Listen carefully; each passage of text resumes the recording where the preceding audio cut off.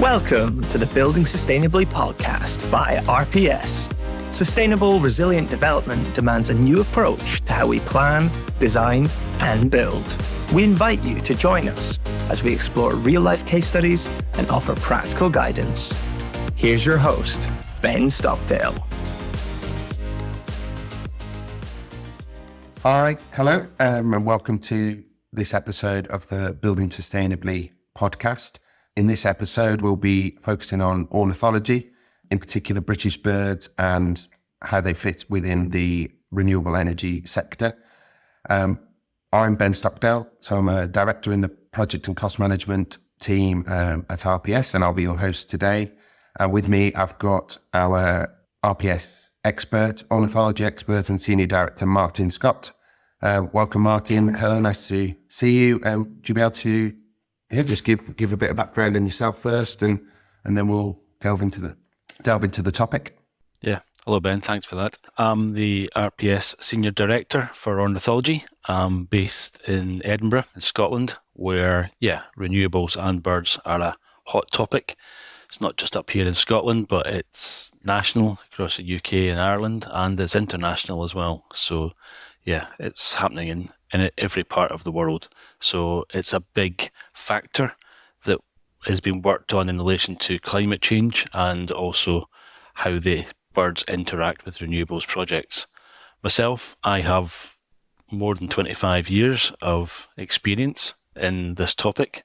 I actually did my first proper conservation work in 1995, which was doing work for the RSPB, Royal Society for Protection of Birds, and also did a long stint in Armenia working to sort of map out the birds there. So, I've got a mixture of UK experience, conservation experience, and international experience.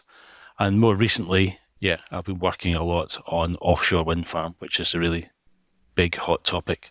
So offshore wind farms have developed a lot this century and have really kicked on, and we're on to now having very large arrays.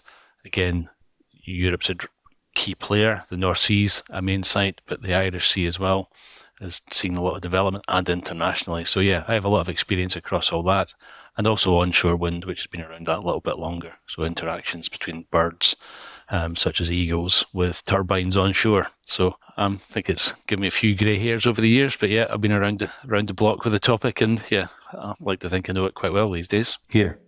So just picking up on that, ornithology and energies evolved over the last, say, 10 to 15 years. Have you seen an industry? How has industry responded to that? And good question. It's evolved massively. It used to be very much a back of the fag packet, so to speak. A couple of sheets of A4 would be written, not a lot more about how one or two birds might interact with a turbine, but it was very much dismissed pretty easily. Then it came to fruition that in some places, particularly a site called Smola in Norway, and also a place called Tarifa in southern Spain, that a lot of, in those cases, raptors, sort of eagles, etc., were interacting with the turbines, and a lot were being killed. So suddenly there was a lot of negative press and a lot of negative news around bird interactions with wind farms. So there was a lot of research commissioned, and it came to fruition that, one of the problems was these were poor sites for wind farms. They were unfortunately being put in places where there was a lot of bird activity. So there was undoubtedly going to be a lot more interaction between birds and turbines. Since then, we've learned our lesson and are choosing much more improved sites, or sites that are less sensitive to birds. So it's been a journey. But now, though, it's still a very, very high risk for projects. Projects have been refused because of bird issues, both onshore and offshore. So it's very, very mindful in developers' heads that, birds are very important as part of their environmental impact assessment process. So was that a case of the assessments that were done historically, whilst there was an assessment done, maybe the accuracy or the level of detail that was gone into on those assessments just wasn't enough, or and the technology of the way we do it has moved on? I think it's partly that. I think people didn't really understand what was going to happen, and unfortunately some of the initial big schemes were quite small turbines. And the bases of those turbines were often sort of lattice towers, so birds would be attracted to them to perch. So as birds flew into perch, they'd get struck by the actual blades. So nowadays you don't see turbines with lattice towers. They're a sort of a vertical pole, basically, is the turbine. The locations that were picked were very, very high intensely used. So southern Spain has a good wind regime, but it also funnels down a lot of the raptors, which are huge numbers, tens of thousands of birds move between Europe and North Africa every year. So the birds were funneled down through a point at Tarifa, crossing the Straits of Gibraltar into Africa. Wind farms got put up there, so that wasn't great. And again, the example from Norway was a site called Smola, which was a big flat sort of moorland area, but it had really high numbers of white-tailed eagles. And they put a wind farm in the middle of it, so the white-tailed eagles were instantly reacting with the turbines and yet being killed.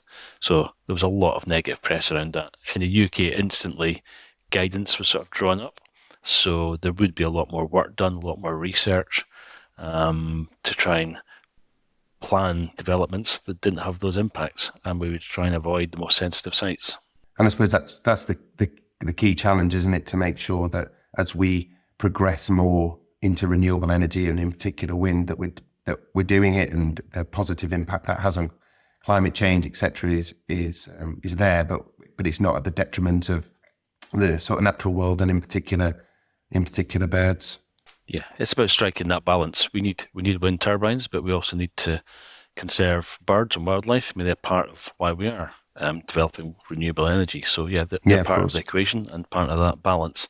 So we need to understand the interactions, but at the same time, there's an understanding of using the best scientific evidence and not being over precautionary or paranoid.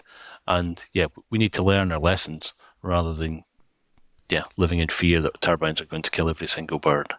And I suppose as technology evolves or has evolved, the ability to be more accurate in our modelling, I guess, is the opportunity for that is there, but there's still always the human nature of actually going out and seeing what's happening in out there in nature. Yeah. Well, the wind farm site, we have to go and collect data first before we analyse it. So there's the two parts. The data typically for wind farms is 2 years worth is collected. So that's both onshore and offshore. Onshore, it's typically by humans in the field. So you go out and you do walkover surveys. So you sort of cover the site to record what's there, sort of getting close to most points. You will also sit around, basically, do what are called vantage point surveys. So it sounds very relaxed, but you sit somewhere for 2 or 3 hours on the trot and just continually scanning and picking up birds in flight and marking down how long they're in flight, at what altitude they are, above ground level, etc. So all that data then gets taken forward to modelling. So there's now really highly complex models have been evolved, which can then calculate and allow you to assess the risk factor that birds may actually collide with any turbines in the future.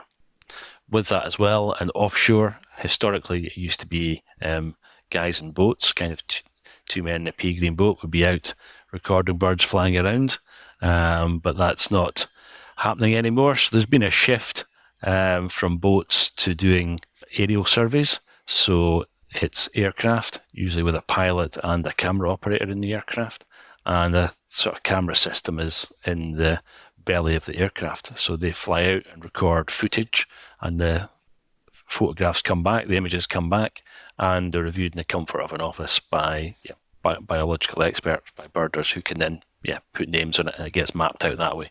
So that's become the safer way of doing it rather than having people continually out in boats in poor weather. And is that obviously there's that health and safety aspect, but is that also as a result of the sort of scale of these wind farms now that that's becoming the most efficient way of doing it because the scale and the location further out at sea?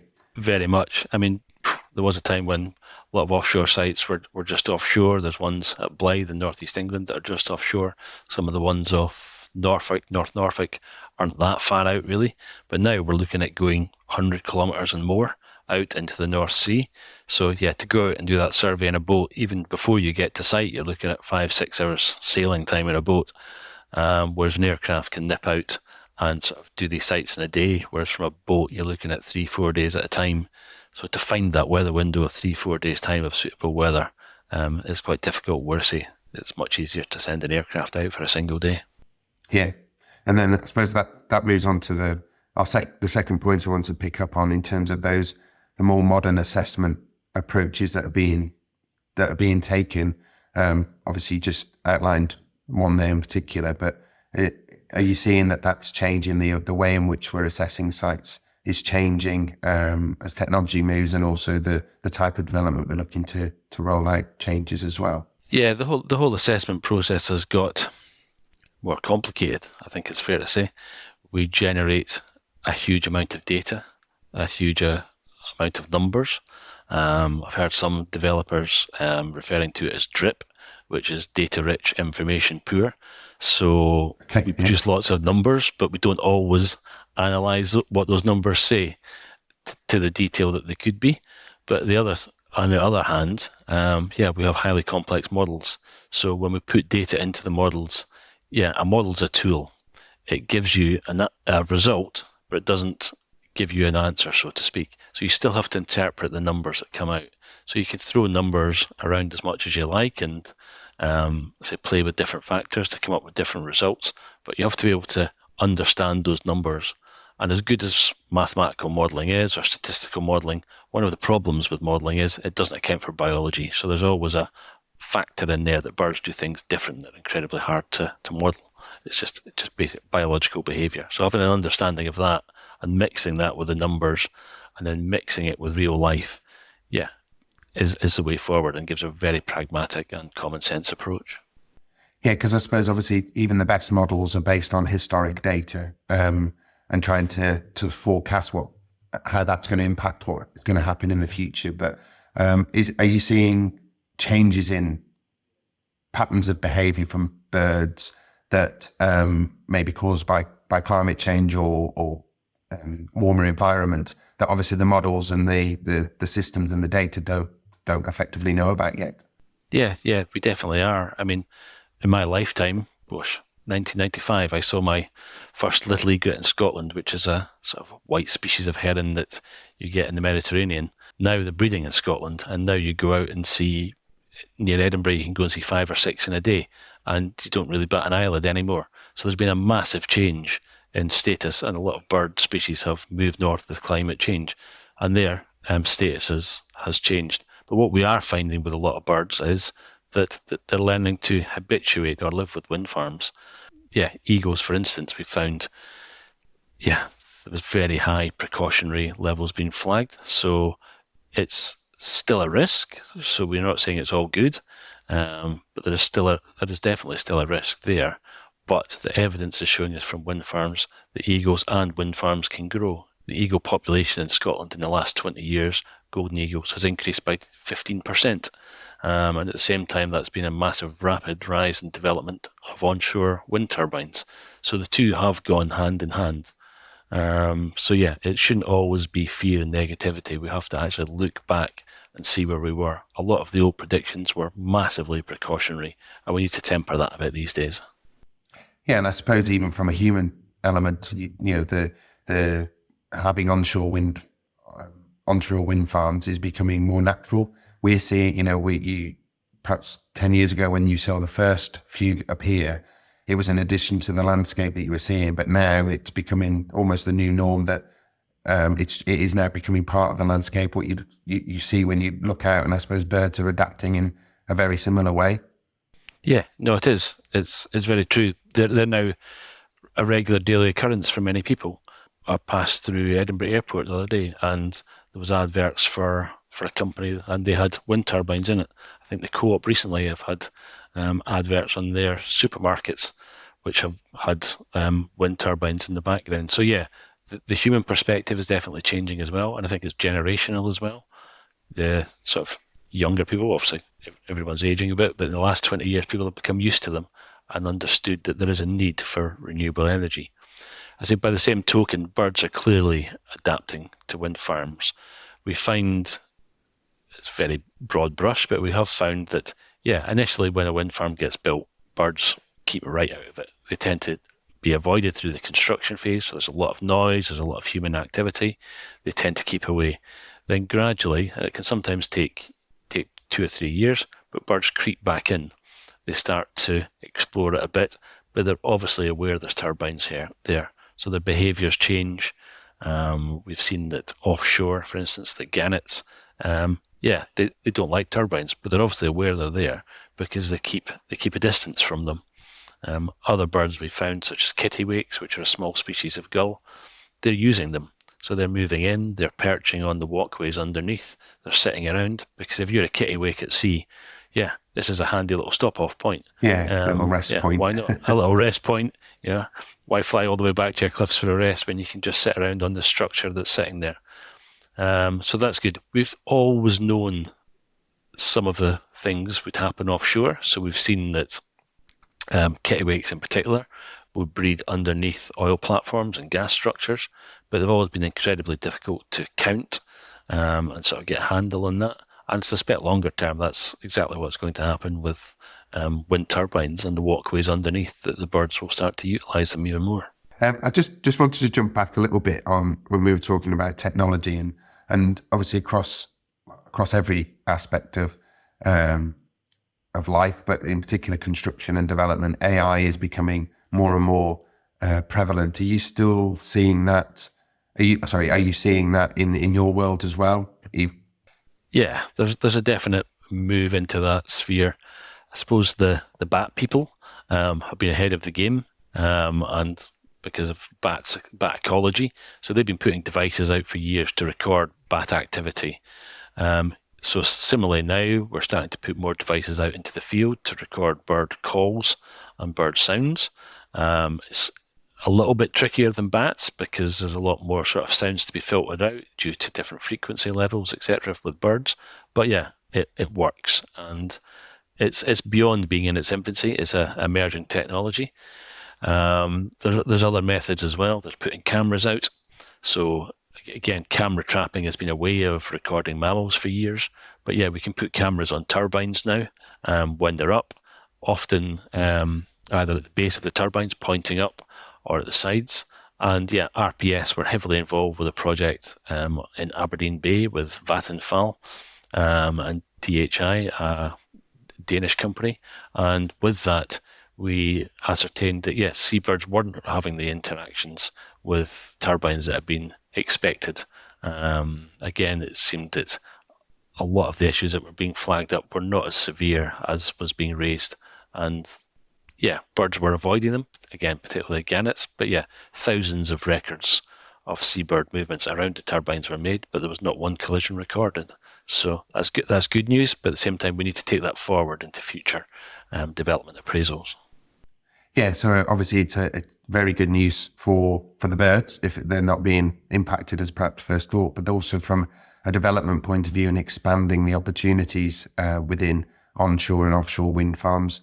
That level of knowledge and that level of data is also valuable because that can be used to demonstrate how future development can work and maybe making those assessments a little bit more accurate and maybe less pessimistic, as you said at the beginning. No, we definitely have to start taking an evidence-led approach. It's the only way. We need to learn from what's gone before. Always being precautionary does nobody any good. It delays the planning system. It delays development. It has negative impacts for investors. It has negative impacts for all of us users of energy and power. So we need to slick things up in the planning system, and being less precautionary and being more realistic would go quite some way to helping that in the ornithological world, that's for sure. And then you see in that planning process, obviously with, as we said it previously, as people are more and more used to them, used to seeing wind farms, are you seeing a change in when you're engaging with stakeholders through that planning process? Are you seeing that change in their approach and their view on it, or is it? We are a bit, but it's not moving, I think, as fast as we would like. So there's an understanding, but when you bring evidence forward, you're often told that evidence is site-specific, and maybe every kittiwake won't react like that. Maybe this was site-specific to this one site in Scotland, and birds in Scotland may not react the same way in Yorkshire or in the Irish Sea. But you have to start making some reasonable assumptions, and trying to understand the data a bit more and seeing what's coming up. I mean, birds have been hit very hard recently by HPAI, which was bird flu. So there was a big bird die-off, and there's real fears that wind farms would add more pressure on to them. But yeah, we've seen a bounce back already, or a start of a bounce back of bird populations. So I think it's looking more and more like the two can go hand in hand, and not just survive hand in hand, but start to benefit each other. Offshore wind farms, for instance, kind of have a reef effect offshore. And yeah, that may draw birds in, but if it draws birds in that are flying at lower heights and not flying high at blade height, it's almost ridiculous or preposterous now to think that birds don't understand that there are blades turning around. All the evidence shows that they know they're there. They are not daft, and it's a little bit of survival of the fittest in biology that, yeah, unfortunately, the really daft ones will hit the blades, but that seems to be a very, very rare occurrence. Moving on to sort of the regulation within the industry and the regulators, are you seeing that element of the industry changing as well and being adaptive, and are they open to that collaborative approach from developers as well? They're certainly open to discussions, and there's a lot of discussions go on. I think everybody understands that regulators have a job to do, and that they are always going to be that bit more precautionary, but it's kind of trying to close that gap now. We need to start looking at post-construction evidence that's coming through. So there actually isn't that much post-construction data, but maybe just getting that little bit more to flow. Then we can look at it and actually see if the impacts that were raised in the environmental impact assessments that are done before construction and before operation, are they realistic? Did they happen? If before we were planning saying that 200 geese were going to be killed within the first 5 years of a wind farm, can we go back in the first 5 years of a wind farm and see, were 200 geese killed? Is there evidence of it?